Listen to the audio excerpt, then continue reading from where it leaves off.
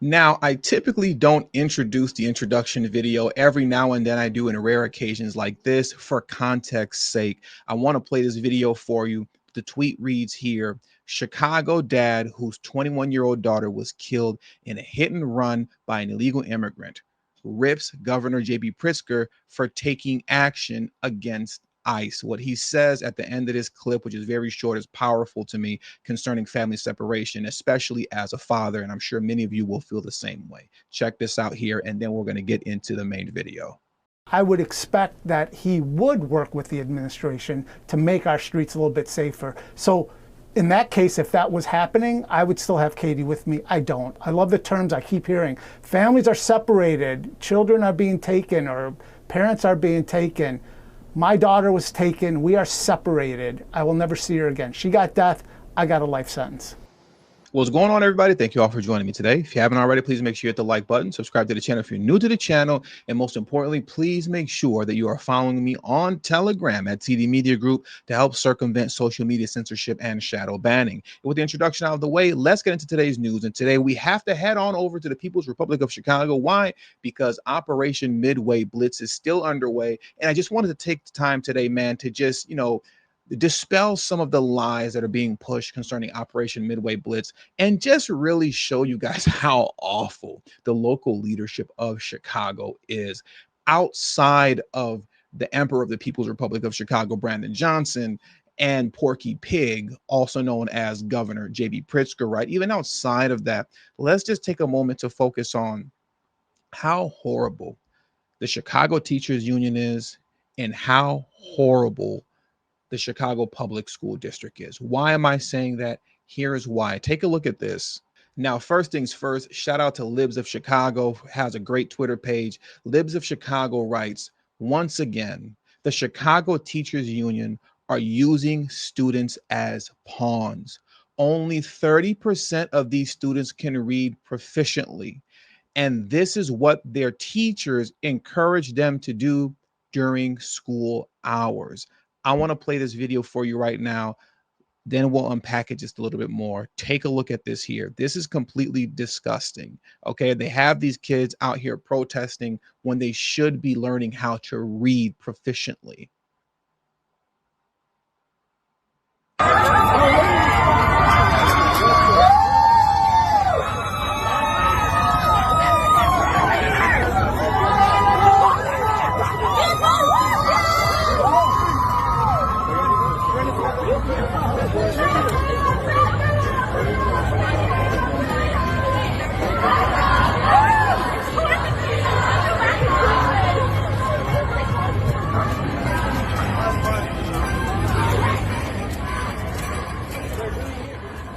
So now what I want you to understand here, and the point that I want to highlight by playing this, I'm sure is the same point that Libs of Chicago had. These kids can't even read. What does that tell you? As far as I'm concerned, this is abuse. What you're looking at is abuse. You're looking at uneducated children who can't read or write, but have been manipulated by their teachers to go out and protest on the side of, being anti-ICE, pro-open borders, and just pro any and every other liberal nonsense policy that exists. Instead of teaching these kids the fundamentals that they need to get through life, you manipulate them because they don't know anything and they are illiterate into going out there and doing your bidding during school hours when they should be in school. These people are horrible. My God. But you know what's even more sick is this here from ABC7 Chicago. The manipulation and the lies have to stop.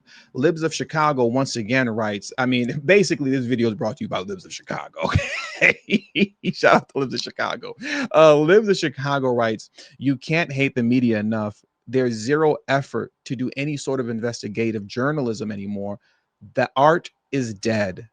There were 2 people arrested and 2 people detained. The 2 people detained were American citizens, and they were released as soon as the arrests were finalized. But when you go to ABC7 and you look at how they try to frame this on top of the propaganda video that they put together, look at this here. Department of Homeland Security Secretary Kristi Noem apparently chose Mexican Independence Day to send a message to the immigrant community, arriving in force on Tuesday morning in an Elgin home and taking 4 people into custody.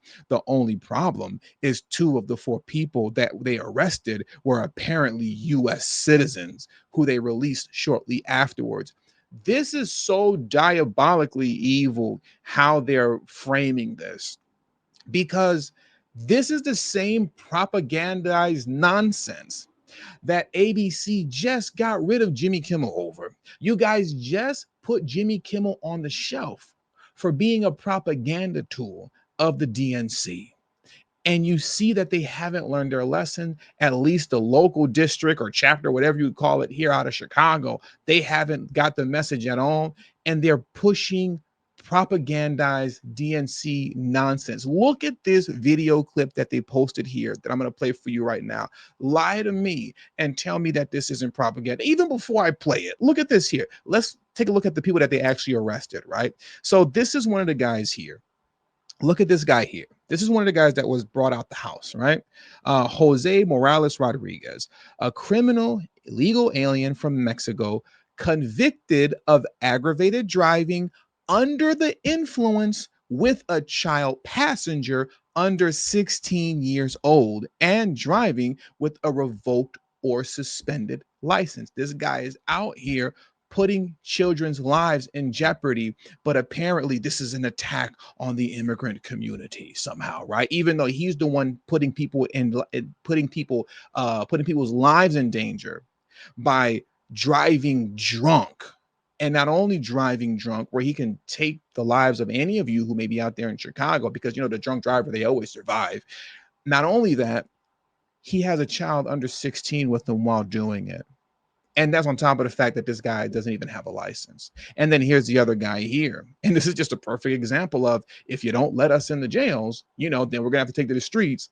And when we take to the streets, there will be, you know, collateral as it pertains to people that we weren't looking for, but you are here illegally, and that is a crime. So we got you too. Who am I talking about? Victor Manuel Rodriguez Pontaja. I can't say that last name. But they write here, an illegal alien from Mexico who illegally entered the United States at an unknown date and location, which is a crime, right? So this is who they arrested, people who are committing crimes. But yet this is what ABC7 chooses to do as it pertains to a propaganda video trying to justify why criminals deserve to stay in America. With military helicopters buzzing overhead at about 5:30 this morning. I'm sorry, I had to interrupt already. I just, you could, when you know the propaganda, when you can see it, you hear it, you know the buzzwords and how they play games. With the military helicopter overhead, it couldn't just be a helicopter. Let's emphasize, with the military helicopter overhead, I can't stand these people, man. These people are devils. Anyways, let's take it from the top. I won't interrupt it again. With military helicopters buzzing overhead at about 5:30 this morning, ICE agents lead several people from this Elgin home to squad cars, including one man who says he's a U.S. citizen. They released him shortly afterward. I'm just glad I had my wallet, my identification, and I cooperated with them. Officials say the federal agents never notified local authorities of their presence in town. They filled the streets with military-style vehicles and armed officers. This is a real problem, I think, for the city of Chicago, for the state of Illinois, and it is the fault of the Trump administration and of ICE that they are unwilling to simply communicate with us about what they're up to. A short while later, and a few blocks away, a smaller contingent of ICE agents take another man into custody during a traffic stop on Route 31. The state senator for this area blames the Homeland Security director for political grandstanding. She can go to hell. Don't come to my community. Go to hell. Elgin's rapid response team is in place to offer advice and support to the immigrant community. They prefer anonymity because they say there is tremendous fear among the Latino population. It's terrorizing everyone. It's putting everyone back into hiding. People don't know what to do. Is it safe to go grocery shopping? Is it safe to take your kids to school? A lot of the community is very afraid. I just think that what they're doing is not right. Lie to me right now and tell me that this is nothing more than pure propaganda, fear mongering. That's all. Like, this video was atrocious. I don't know if we can go shopping anymore.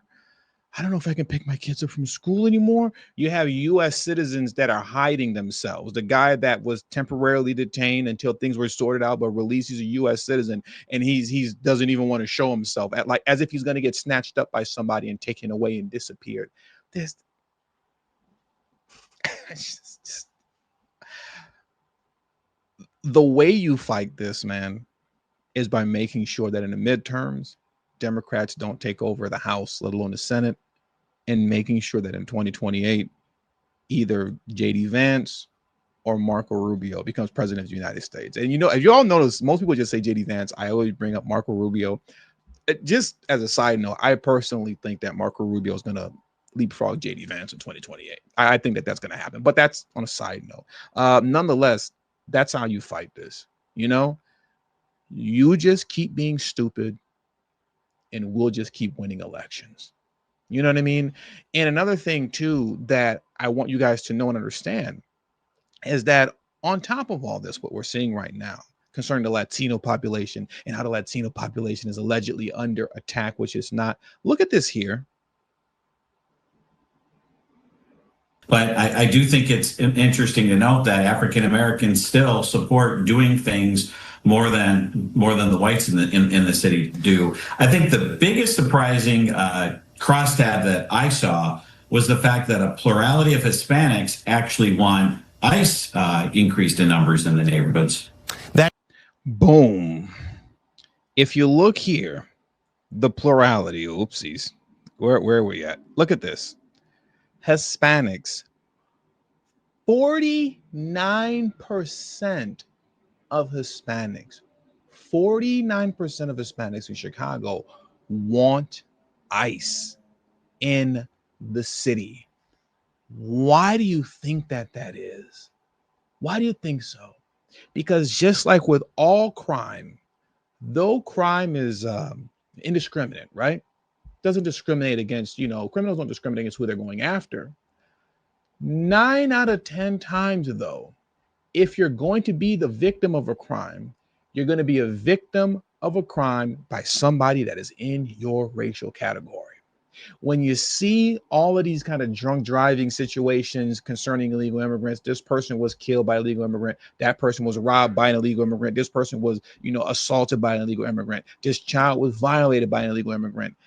9.9 out of 10 times, that illegal immigrant, if they are Hispanic, which the overwhelming majority of them are harming and committing violent acts and criminal acts against other Hispanics. So, of course, almost half the population wants ICE there because they know their own people. They know what's what, who's who, who's committing the crime, and why, as it pertains to the worst of the worst that have crossed the border illegally under the Biden administration, right? So that is something that can never be ignored when you're talking about Operation Midway Blitz in Chicago. Almost half of the Hispanic population, 49% of them, want ICE in their neighborhoods and want ICE in Chicago, getting rid of the worst of the worst. Why? Because they are the ones that are negatively impacted the most by illegal immigrants that are hiding out in their communities, those that are criminal, illegal aliens. Don't ever lose sight of that, and always make sure you throw this in everybody's face, all the crazy liberals and DNC lunatics that are running around here talking about Hispanics are being kidnapped and they're being targeted, and stupid Karen Bass, my troll-faced mayor here out of LA, saying that Latinos are being hunted. No, in Chicago, they want them there, all right? They want them there. Now I digress. Let's move on to this next story here from Fox News, and then we're going to close this video out. Meantime, ICE is making new arrests as part of its Chicago crackdown, and this as Democratic leaders in Illinois are pushing back. Mike Tobin is there for us live. Hi, Mike. And Aisha, the ICE and Border Patrol operations picked up in the area of Chicago over the weekend, zeroing in on a northwest suburb called Elgin. ICE picked up a guy who's really an example of the kind of problems you get with sanctuary policies.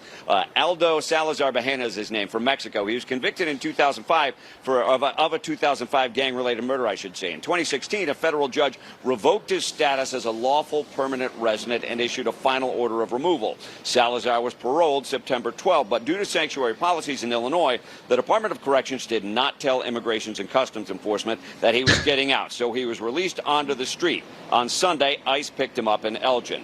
Also in Elgin, this guy is a convicted killer who didn't even serve his entire sentence. And he was just released out onto the streets. Why? Because Brandon Johnson, J.B. Pritzker, Porky Pig, are more invested in protecting illegal immigrant gang members who are convicted criminals than they are interested in protecting American citizens. This guy, most likely, in my opinion, would have ended up taking somebody else's life if ICE didn't catch him. Okay? If ICE didn't grab this guy up, he would have probably took somebody else's life. And then this would have been a different story that I would have been covering, in which most likely some young woman, would have had her life taken after being violated. We all know what I mean by that. And she was under 16, as per usual with disgusting people like this, right? These criminals who have this long rap sheets, as per usual with them, right? This would have been a whole other story in which we would have been discussing how ridiculous it is that a killer was let out early and then ICE was not notified. The detainer was not honored. You released him onto the streets just to take somebody else's life. This could have turned into an entirely different tragic story, on top of the fact that he's already a part of a tragic story because he's a convicted killer, right? And we're not talking about crime of passion, we're talking about a gang member. It was a gang killing, right? You cannot dislike DNC lunatics enough. Look at how they spin and turn everything into a fake sob story about how people can't go outside and go shopping anymore and they're scared to take their kids to school. Yet these same local news outlets in Chicago, these same politicians in Chicago who are putting forth these fake stories of fear have absolutely no problem releasing a devil onto that same population that they claim is in fear of ICE when they're actually in fear of guys like him. That's why 49% of the Hispanic community in Chicago want ICE there. And with all that being said, that does it for today's news. So I want to thank you guys for joining me today. Please hit the like button on your way out. Subscribe to the channel if you're new to the channel. Share this video on your social media platforms. And please do not forget to follow me on Telegram at TD Media Group. The link to my Telegrams in the description box below and pinned in the comment section as well. Thank you all for your time. Until the next video, peace and have a great afternoon.